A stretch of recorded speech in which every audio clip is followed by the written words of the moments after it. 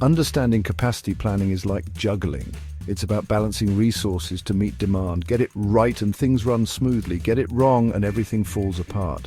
Design capacity is the maximum output possible. Think of a factory running at full speed 24/7. It's the ideal scenario, but rarely achievable.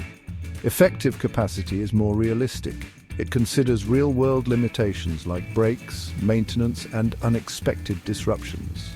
Several factors can throw a wrench in capacity utilization. Human factors are key. Skilled workers are essential, but absenteeism and training time can impact output. Facility issues like equipment breakdowns or limited space also play a role. Finally, external factors like supply chain disruptions or changes in regulations can significantly impact capacity. Capacity planning operates on two timelines, short-term and long-term. Short-term planning is tactical, addressing immediate needs. Imagine a restaurant needing extra staff for a busy weekend. They might call in part-timers or ask existing staff to work overtime. Long-term planning is strategic, involving bigger decisions with lasting impact. Think of a growing company investing in a new factory or expanding their delivery fleet. Understanding demand patterns is crucial for effective capacity planning. Some goods and services follow predictable patterns. For example, swimwear experiences a peak in demand during the summer months. Tax preparation services are slammed in April. Movie theaters see higher attendance on weekends, and coffee shops are busiest during morning rush hour. Flexibility is key to navigating fluctuating demands. Imagine a clothing retailer facing a sudden surge in online orders. They might utilize a flexible workforce, bringing in temporary workers to handle the increased demand. Another option is to partner with a third-party logistics provider for additional warehousing and shipping capacity.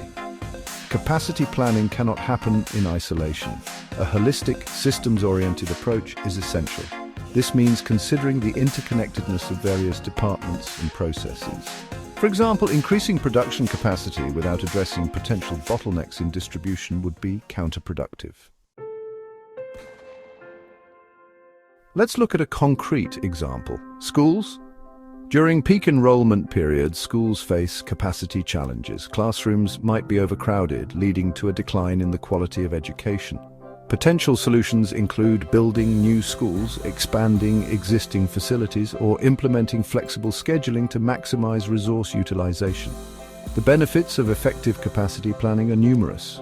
It leads to improved productivity, reduced costs, and enhanced customer satisfaction. When capacity aligns with demand, resources are used efficiently, waste is minimized, and customers receive products or services promptly. Capacity planning is not a one-size-fits-all endeavor.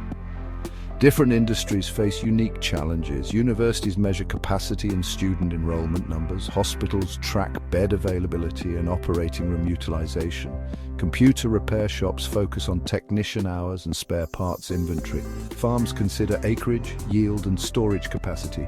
Ultimately, capacity planning is about making informed decisions today to ensure a smooth and successful tomorrow.